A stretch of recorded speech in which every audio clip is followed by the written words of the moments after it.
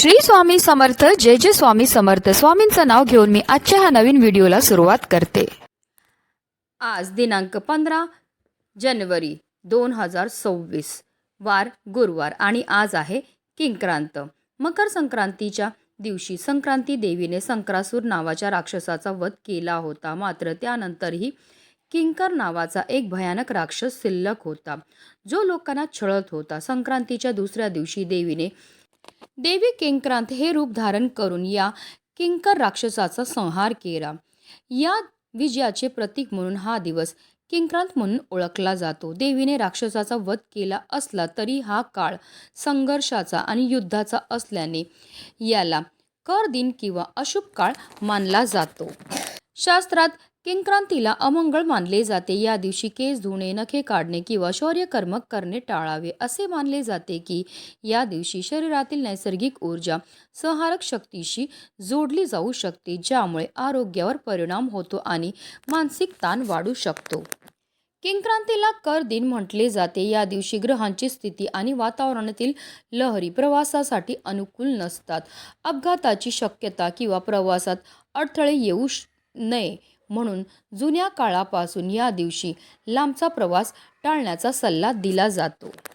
किंक्रांत म्हणजे विनाशाचा अंत असला तरी तो दिवस सुतकासारखा पाळला जातो. नवीन घर खरेदी, साखरपुडा, नवीन व्यवसाय सुरू करणे किंवा कोणतेही मोठे आर्थिक व्यवहार या दिवशी केल्यास त्यात यश मिळण्याची शक्यता कमी असते. या दिवशी तुम्ही कोणतेही शुभ काम करण्याचा विचार करत असाल तर ते करायचे चुकीचे ठरेल. अगदी या दिवशी हळदी कुंकू देखील करू नये. बऱ्याच ठिकाणी संक्रांतीला किंवा प्रामुख्याने किंक्रांतीला लहान मुलांचे बोरनान हे केले जाते. किंक्रांतीच्या नकारात्मक प्रभावापासून लहान मुलांचे रक्षण व्हावे हा या मागचा मुख्य उद्देश असतो. किंक्रांतीचा दिवस जो आहे तो आपल्यामध्ये असणारी जेवढी पण नकारात्मकता, एडापिडा, दोष आहे तो दूर करण्याकरता अतिशय प्रभावी मानला जातो. म्हणूनच या दिवशी काही प्रभावी उपाय देखील केले जातात. आणि म्हणूनच आज किंक्रांतीच्या दिवशी प्रत्येक आईने आपल्या मुलांच्या उज्ज्वल भविष्यासाठी मुलांवर उतरवून टाका ही एक वस्तू. ही वस्तू उतरवून टाकल्यामुळे आपल्या मुलांच्या आयुष्यामध्ये असणारे सर्व दोष, संकट, विघ्न, अडचणी तर दूर होणारच आहेत, पण त्यांच्या प्रत्येक क्षेत्रामध्ये भरभरून अशी प्रगती होणार आहे. तर ती कोणती वस्तू उतरवून टाकायची, कोणत्या वेळेत उतरवून टाकायचे, त्याबद्दल सविस्तर माहिती मी तुम्हाला या व्हिडिओमध्ये देणार आहे. तर व्हिडिओ पूर्ण पहा आणि जर चॅनलवर नवीन असतील तर चॅनलला सबस्क्राईब करा आणि शेजारी बेल आयकॉन सुद्धा प्रेस करा, जेणेकरून तुम्हाला माझ्या नवनवीन व्हिडिओचं नोटिफिकेशन हे मिळत राहील आणि तुम्ही एक पण व्हिडिओ मिस करणार नाही. आणि कमेंटमध्ये ओम नमो भगवते वासुदेवाय नमः लिहायला विसरू नका.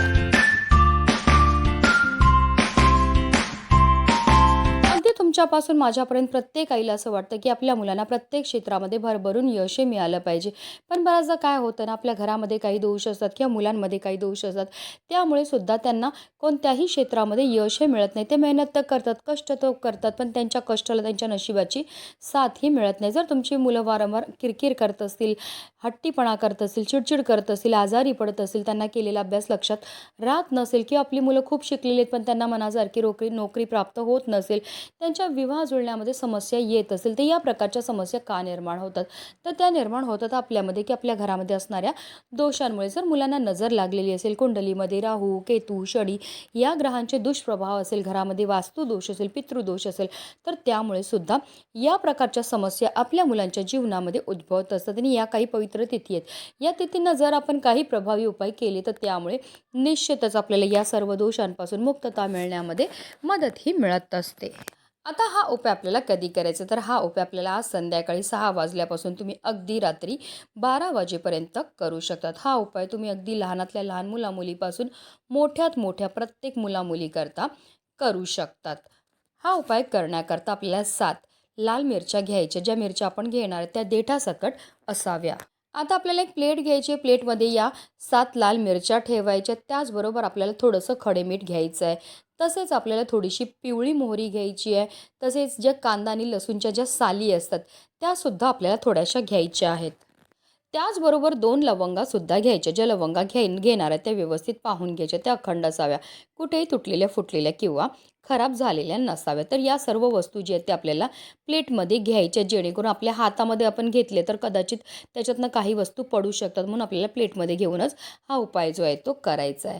आता हा उपाय सुरू करायच्या अगोदर सर्वप्रथम आपल्याला देवघरामध्ये दिवा हा प्रज्वलित करून घ्यायचा आहे. कारण कोणतीही सेवा किंवा कोणताही उपाय जर आपण अग्नीच्या साक्षीने केला तर त्यामध्ये आपल्याला निश्चितच सफलताही प्राप्त होत असते. धूप दीप अगरबत्ती लावून वातावरण आपल्याला प्रसन्न करून घ्यायचे. आता मुलांना आपल्याला पाटावर बसवायचं. बसवताना त्यांचा चेहरा जो आहे तो दक्षिण दिशेला होणार नाही याची आपल्याला आवर्जून काळजीही घ्यायची आहे. आता मुलांच्या डोक्यापासून पायापर्यंत 7 वेळा आपल्याला या वस्तू ज्या आहेत त्या उतरवायच्या. उतरवताना आपल्याला बोलायचं, आल्या गेल्याची, घरची, दारची, शेजाऱ्या पाजाऱ्यांची, कुत्रा मांजरांची, पशुपक्ष्याची, कोणाचीही कुठल्याही प्रकारची वाईट किंवा चांगली नजर माझ्या मुलांना लागली असेल तर ती या वस्तूंसोबत निघून गेली पाहिजे आणि माझ्या मुलांची भरपूर मोठ्या प्रमाणामध्ये प्रगतीही झाली पाहिजे. अशा रीतीने आपल्याला बोलायचं आणि 7 वेळा या वस्तू ज्या आहेत त्या आपल्या मुलांच्या डोक्यापासून पायापर्यंत उतरवून टाकायच्या आहेत. एकदा या वस्तू उतरवल्या की आपल्याला जाळून टाकायच्या आहेत. आता तुम्ही गावा साईडला राहत असतील, तुमच्याकडे चूल पेटवत असतील तर या वस्तू आपल्याला चुलीमध्ये जाळून टाकायच्यात. आता तुमच्याकडे चूल नाही आहे, मग काय करायचं? मग एक भांडं घ्या, त्यामध्ये आपल्याला 4 ते 5 वड्या भीमसेनी कापूरच्या प्रज्वलित करून टाकायच्यात आणि त्यावर आपल्याला या वस्तू टाकून जाळायच्यात. या वस्तू आपल्याला अजिबात फेकायच्या नाही आहेत. आता जर तुम्हाला एक मुलगा असेल तर तुम्हाला या वस्तू घ्यायच्यात. आता 2 मुलं असतील तर तुम्हाला 2 मुलांकरता वेगवेगळ्या वस्तू ह्या घ्यायच्यात. एका मुलावरनं उतरवलेल्या ज्या वस्तू आहेत त्या तुम्हाला दुसऱ्या मुलावरनं उतरवता येणार नाही. तसेच हा उपाय करताना आपल्या मनामध्ये सकारात्मकताच असली पाहिजे, की या उपायामुळे माझ्या मुलांच्या आयुष्यामध्ये असणारी जेवढी पण नकारात्मकता, इडापिडा, दोष आहेत ते दूर होणार आहेत आणि माझ्या मुलांची भरपूर मोठ्या प्रमाणामध्ये प्रगतीही होणार आहे. अतिशय प्रभावी असा हा उपाय केल्यामुळे आपल्या मुलांच्या आयुष्यामध्ये असणारे जेवढे पण दोष आहेत, संकट आहेत, विघ्न आहेत, अडचणी आहेत त्या तर दूर होणारच आहेत, पण त्यांची प्रत्येक क्षेत्रामध्ये भरभरून अशी प्रगती होणार आहे. प्रत्येक आईने आवर्जून आपल्या मुलांच्या उज्ज्वल भविष्यासाठी आज खरीदीच्या दिवशी हा उपाय जो आहे तो करायचा आहे. म्हणूनच व्हिडिओ जास्तीत जास्त लोकांपर्यंत शेअर करायचे, जेणेकरून प्रत्येकाच्या मुलाच्या आयुष्याचं कल्याण हो हीच मनामध्ये इच्छा. श्री स्वामी समर्थ. जय जय स्वामी समर्थ.